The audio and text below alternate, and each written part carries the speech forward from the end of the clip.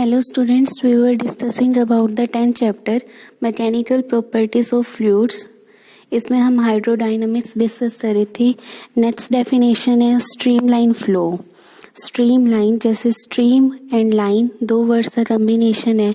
तो अगर आपका कोई फ्लूइड लाइन की फॉर्म में ट्रेवल करता है in the form of straight line और may be curved, then that flow is known as streamline flow. Or we can say steady flow if during the flow the properties of the fluid at any given point such as velocity, density, temperature remain constant, then the flow is known as streamline or steady flow. अब यहाँ पर हम ये इसकी एक और definition भी दे सकते हैं कि जिसमें हर पार्टिकल लिक्विड का सेम पाथ फॉलो करता है as that of the preceding particle while crossing through that point. जैसे यहाँ पे हमने दिखा रखे हैं कि ये आपके पास कोई भी पाइप है, यहाँ से लिक्विड जा रहा है, तो ए पॉइंट से क्रॉस होने वाले हर पार्टिकल की वेलोसिटी हमने सपोज की है v1 और बी पॉइंट से क्रॉस होने वाले हर पार्टिकल की वेलोसिटी मानी है v2. Then this flow is known as streamline flow. इसका मतलब ये नहीं है कि हर पार्टिकल की वेलोसिटी सेम होएगी हर पॉइंट पर, मींस ए पर और बी पर पार्टिकल की वेलोसिटी सेम होएगी. पार्टिकल जब ए पॉइंट पर होएगा तब उसकी वेलोसिटी v1 है, पार्टिकल जब बी पर है तो उसकी वेलोसिटी चेंज हो सकती है and that may be v2. But जब सेकेंड पार्टिकल आएगा वो फर्स्ट पार्टिकल का पाथ फॉलो करेगा, तो जब वो ए पर होएगा तब उसकी वेलोसिटी हो जाएगी v1 और जब वो बी पर आ जाएगा तब उसकी वेलोसिटी हो जाएगी v2. Let's say no two streamlines can intersect each other because हमारे पास जो टेंजेंट होता है ऑन एनी कर्व वो क्या देता है वेलोसिटी. तो यहाँ पर हम अगर कर्व पर टेंजेंट्स ड्रॉ करेंगे तो हमारे पास वेलोसिटीज आएंगी. ये ए पॉइंट पर वेलोसिटी आ रही है वी ए, बी पॉइंट पर आ रही है वी बी. अगर दो स्ट्रीमलाइंस इंटरसेक्ट कर जाती है तो हमारे पास सेम पॉइंट पर दो वेलोसिटीज मिल जाएंगी which is not possible. That's why no two streamlines can intersect each other. Now हमारे पास क्या होता है, अगर हम एरिया कम कर देते हैं तो वेलोसिटी बढ़ जाती है. जैसे यहाँ पर दो डिफरेंट एरियाज हैं पाइप के दो डिफरेंट एंड पर. यहाँ पर मान लो A1 है और यहाँ पर A2 है. A1 is less than A2, तो यहाँ पर जो वेलोसिटी होगी वो ज़्यादा होगी by the equation of continuity that is A1 V1 is equal to A2 V2. Equation of continuity only for streamline applicable है. यहाँ पर आइडियल फ्लूइड होना चाहिए एंड स्ट्रीमलाइन होना चाहिए. आइडियल की हमने डेफिनेशन की थी जो नॉन विस्कस होता है, इनकम्प्रेसिबल होता है और इरोटेशनल होता है. तो आपके पास आइडियल फ्लूइड होना चाहिए. फर्दर उसका जो फ्लो होना चाहिए वो स्ट्रीमलाइन होना चाहिए, मीन्स स्टेडी होना चाहिए. अदरवाइज आप इक्वेशन ऑफ कंटिन्यूटी नहीं लगा पाओगे. अब इसका हम डेली कैसे यूज़ करते हैं डेली लाइफ में, जैसे आपने देखा होगा कि अगर आप पाइप के आगे फिंगर रख देते हो तो उसकी वेलोसिटीज बढ़ जाती हैं पानी की.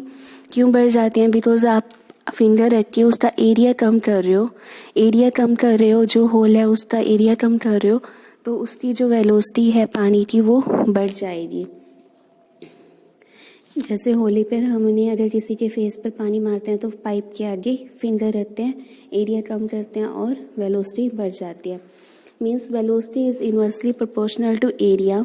इसको हम सेकेंड ये भी बोल सकते हैं rate of flow means volume of the liquid flowing in a second AV is always constant. ये अब इक्वल क्यों होता है? बिकॉज आपने एरिया कम कर दिया. अब यहाँ पे पार्टिकल्स तो उतने ही रहेंगे, जितना वाटर एंटर कर रहा है उतना ही तो लीव करेगा. बिकॉज पाइप में कोई एब्जॉर्बिंग पार्टिकल्स थोड़ी हैं कि यहाँ पर कोई पानी एब्जॉर्ब कर जाएगा. तो जितना वाटर एंटर कर रहा है उतना ही लीव करेगा. दैट्स वाई अगर आप एरिया कम कर रहे हो तो वहाँ पर वेलोसिटी बढ़ जाएगी. क्लियर? नाउ अब हमने इक्वेशन ऑफ कंटिन्यूटी डिराइव करनी है. सो इन टाइम डेल्टा टी जो पार्टिकल्स हैं वो कितना डिस्टेंस कवर करेंगे v into delta T and volume कितना आ जाएगा एरिया इंटू में distance. So volume of the fluid that enters A1 in delta T that will be A1 V1 delta T. मास के लिए आप क्या करोगे volume into density, so it will be A1 V1 delta T into rho. Now at area of cross section A2 हमने velocity मानी है V2 तो यहाँ पर वॉल्यूम क्या आएगा, A2V2 delta T and mass के लिए इनटू में रो डेंसिटी हमने जो लिक्विड फ्लो करा है उनकी सेम मानी है जो उसकी स्पेसिफिक प्रॉपर्टी है। अगर आप कोई इमिसिबल लिक्विड लेते हो तब आपको डेंसिटीज डिफरेंट लेनी पड़ेंगी, अदरवाइज होमोजेनियस सॉल्यूशन के लिए या सेम लिक्विड के लिए डेंसिटीज सेम रहती हैं।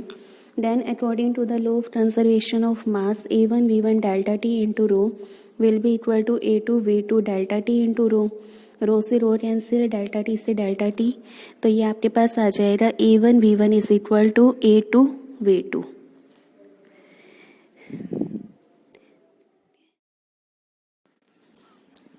Now next is Bernoulli's theorem. Bernoulli's theorem is a theorem of conservation of energy in flowing fluid from one end to another in streamline flow.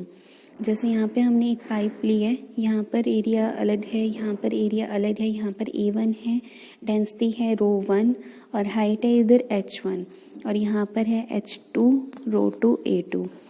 तो इस cases में हम बर्नौलीज थ्योरम अप्लाई कर सकते हैं जब हमारे पास आइडियल फ्लूइड हो और स्ट्रीमलाइन फ्लो हो।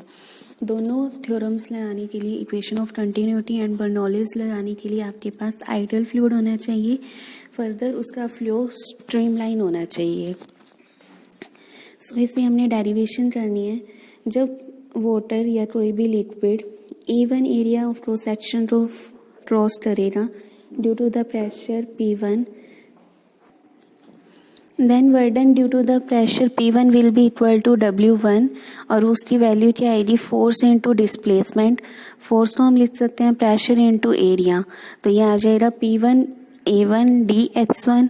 सिमिलरली W2 आ जाएगा आपके पास minus of P2 A2 dx2। यहाँ पर हमने माइनस क्यों लिया, बिकॉज यहाँ से वाटर लीव कर रहा है और यहाँ एंटर कर रहे हैं, and the net work done will be equal to W1 plus W2। So this will be P1 A1 dx1 minus P2 A2 dx2. Now by equation of continuity आपके पास क्या आ जाएगा, A1 dx1 is equal to A2 dx2। जो rate of flow है वो constant रहता है। अगर यहाँ पर हम रेट ऑफ फ्लो पर सेकेंड ले रहे हैं तो टाइम तो सेम ही रहेगा, तो हम इसको ऐसे भी लिख सकते हैं A1 dx1 A2 dx2 is equal to dV। So W net वर्डन net का फॉर्मूला क्या आ जाएगा, यहाँ पर A इंटू में ds जो बन जाएगा वो बन जाएगा dV। So this will B P1 minus P2 is equal P1 minus P2 into dV, right.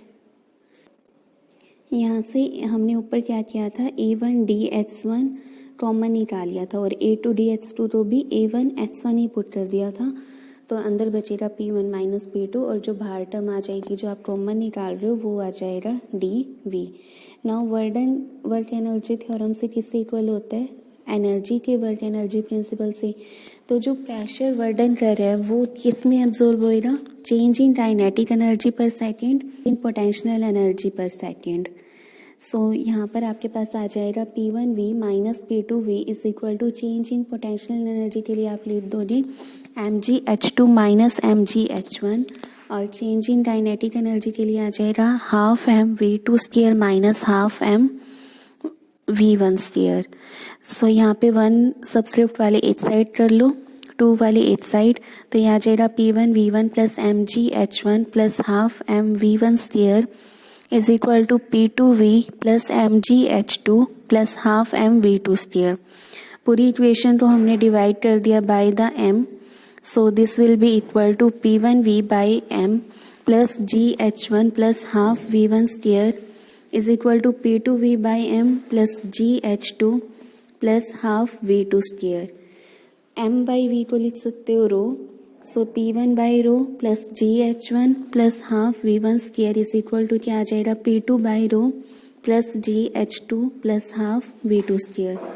तो यहाँ पे 1 इज इक्वल टू 2 है, तो मतलब हम इसको ऐसे भी बोल सकते हैं P by rho plus gh plus half v square is equal to constant, ठीक है।